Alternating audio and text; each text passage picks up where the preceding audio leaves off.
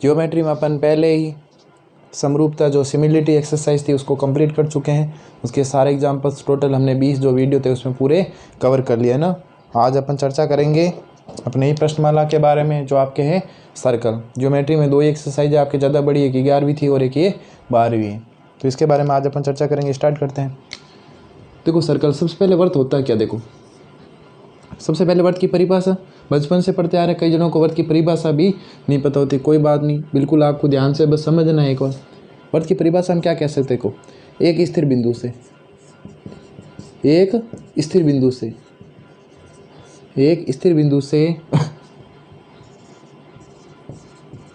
अचर दूरी पर स्थित, अचर दूरी पर स्थित सभी बिंदुओं का समूह, सभी बिंदुओं का समूह क्या कहलाता है? वर्त कहलाता है। सिंपल सी परिभाषा है। क्या परिभाषा? देखो एक बिंदु बनाया, इससे अचर दूरी पर मतलब एक समान दूरी पर, जैसे ये दूरी है समान, इससे समान दूरी, इसी समान दूरी पर जो बिंदुओं का समूह होगा, देखो एक बिंदु पद भी कहते हैं, अपन प्रश्नमाला 10 में पढ़ेंगे। ये देखो ये मतलब एक तरह से क्या है, इससे समान दूरी पर स्थित बिंदुओं का क्या है? समूह है। इसी को अपन क्या कहेंगे? वर्त कहेंगे। एक स्थिर बिंदु से समान दूरी पर या अचर दूरी पर स्थित बिंदुओं के समूह क्या कहलाता है? वर्त कहलाता है। वर्त की परिभाषा हो गई। उसके बाद और कौन कौन सी चीज़ें इसमें समझने के लिए, जो स्थिर बिंदु है, इस स्थिर बिंदु को क्या कहते हैं? वर्त का केंद्र बिंदु कहते हैं। वर्त का केंद्र बिंदु कहते हैं। पहली चीज़ ये समझ में आई, ठीक है। दूसरी चीज़, ये चारों ओर जो आपको बाउंड्री दिख रही है, इस बाउंड्री को क्या कहते हैं? इसको अपन क्या कहते हैं? परिधि कहते हैं। मतलब वृत्त के चारों ओर लगाया गया एक चक्कर क्या कहलाती है? उसकी परिधि कहलाती है। 2 चीज़ें क्लियर हुई। स्थिर बिंदु क्या था? केंद्र बिंदु। चारों तरफ लगाया गया एक चक्कर क्या कहलाती है? परिधि। इसके अलावा इस केंद्र बिंदु से परिधि तक की दूरी को क्या कहते हैं भाई? अपन कहते हैं इसको त्रिज्या। इस केंद्र बिंदु से लेकर परिधि तक की दूरी को क्या कहते हो? त्रिज्या कहते हो। ये सभी जगह बराबर, चाहे आप इधर बनाओ, चाहे इधर बनाओ, चाहे इधर बनाओ, ये दूरी बराबर है ना, अभी तो हमने देखा था। इसके अलावा त्रिज्या का दोगुना, त्रिज्या का दोगुना क्या कहलाता है भाई? व्यास कहलाता है, डायामीटर कहते हैं इसको।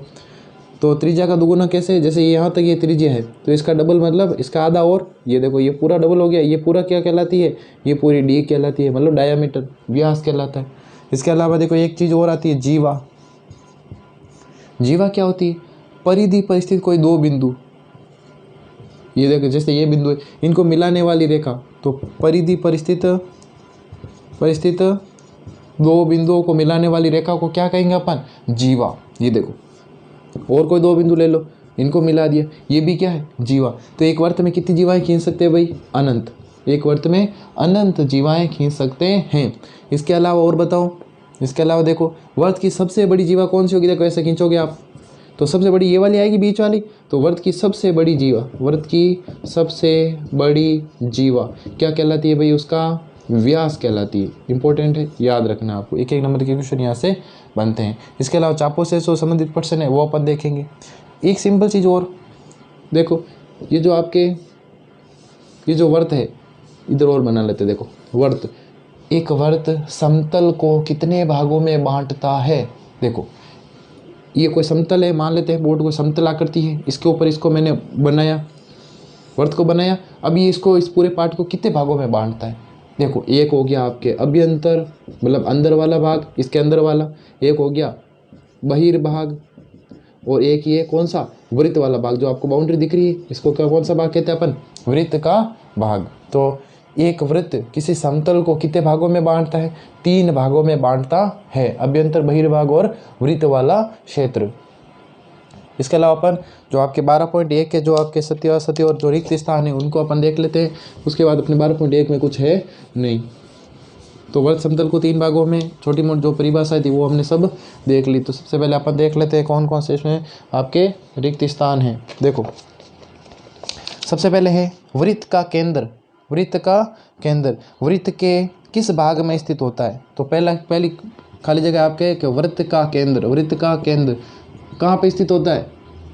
स्थित होता है अभ्यंतर में या बहिर्भाग में? ये वर्त बनाया, केंद्र अभ्यंतर में, अंदर वाले भाग में था, तो यहाँ क्या आ जाएगा भाई? अभ्यंतर। दूसरी चीज़ क्या पूछ रही? देखो दूसरी, एक बिंदु जिसकी वृत्त के केंद्र से दूरी त्रिज्या से अधिक हो।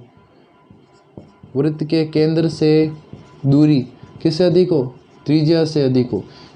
एक ऐसा बिंदु है, एक इसका ऐसा बिंदु है जो इस केंद्र बिंदु से उसकी दूरी इस त्रिज्या से ज़्यादा है। इतनी दूरी तो हो गई, त्रिज्या से ज़्यादा, इसका मतलब कौन से भाग में स्थित होगा वो? दूरी केंद्र बिंदु से मापनी है और दूरी इस त्रिज्या से क्या है? ज़्यादा है। तो इसका मतलब क्या होगा? ये दूरी मतलब ये जो बिंदु होगा वो कहाँ होगा? बहिर्भाग में स्थित होगा। बिल्कुल सिंपल सा है ना, केंद्र से दूरी त्रिज्या से ज़्यादा हो वो बिंदु कहाँ स्थित होगा? बहिर्भाग में स्थित होगा। वृत्त की सबसे बड़ी जीवा, वृत्त की सबसे बड़ी जीवा, वृत्त की सबसे बड़ी जीवा कौन सी होती है भाई? सबसे बड़ी जीवा क्या होती, कौन सी होती है? अभी बताया था, व्यास। 3 रिक्त स्थान हो गए। चौथा देखो, एक चाप होता है जब इसके सिरे एक व्यास के सिरे हो। देखो चाप क्या होता है, वैसे इस चैप्टर में हमें चाप के बारे में खूब सारा अध्ययन करना है, तो अभी आप केवल बेसिक जान लो। एक जैसे व्यास बनाए, अब 2 चाप बनाए, जो दोनों के चाप के क्या है, जैसे एक ये रहा चाप, ये चाप बनाया, एक इधर से ये वाला चाप बना। ऐसा चाप क्यों बनाया मैंने? ऐसा चाप मैंने क्यों बनाया? क्योंकि वो कह रहा है कि चाप क्या होता है, देखो इस परिधि का भाग, परिधि का भाग, तो मैंने यहाँ से व्यास के सिरों से बनाया। तो ये व्यास के सिरे क्या बना रहे, देखो दोनों को देखो क्या बना रहे। जब चाप के सिरे व्यास के सिरे हो, या फिर आप कह सकते हो कि जब इस व्यास के सिरे, व्यास बनाया था, इसके सिरे किसके सिरे हो? चाप के सिरे हो, तो 2 बराबर बने, तो अपन इन दोनों को क्या कहेंगे? अर्धचाप, अर्धवृत्त बनाएंगे। क्या बनाएंगे? अर्धवृत्त का निर्माण करेंगे। समझ में आ गया? तो ठीक है, नहीं तो चापों के बारे में हमें खूब आगे अध्ययन करना है, इस पूरे चैप्टर में इसी के बारे में अध्ययन करेंगे। एक वृत्त जिस तल पर स्थित होता है उससे कितने भागों में बांटता है? 3 भागों में, बताए ना अभी, अभ्यंतर, बहिर्भाग और वृत्त वाला क्षेत्र। अब आपको लिखना है सत्य और असत्य, इसके अलावा कारण हो तो बताना है। केंद्र को हिसाब कर देते अलग से।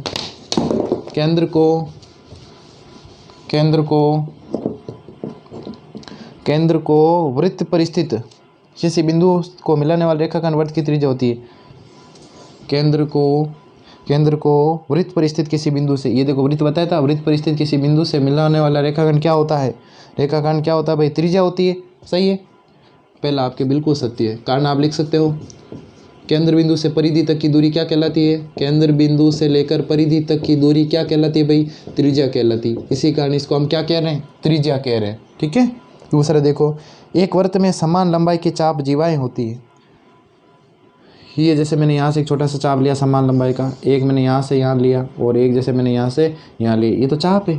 समान लंबाई की जीवाएं कहाँ पे हैं? जीवा क्या होती है? परिधि पर स्थित किन्हीं 2 बिंदुओं को मिलाने वाली रेखा, इस प्रकार की। तो जरूरी नहीं है कि ये समान लंबाई के हो। जीवाएं देखो, एक ही जीवा इस प्रकार की, एक जीवा क्या हो सकती है? बड़ी हो सकती है। जीवाएं की कितनी होती है वृत्त में? अनंत खींची जा सकती है। यदि एक वृत्त को 3 बराबर चापों में बांट दिया जाए तो प्रत्येक भाग दीर्घ चाप होता है। एक वृत्त को मैंने कितने भागों में बांट दिया भाई? 3 बराबर चापों में। जैसे यहाँ से लेकर एक यहाँ तक, एक आपके यहाँ से लेकर यहाँ तक और एक आपके यहाँ से लेकर यहाँ तक, मान लिया तीनों भाग बराबर है। जब बराबर है तो इनमें से क्या कोई दीर्घ चाप होगा क्या? अरे दीर्घ चाप कैसे होगा भाई?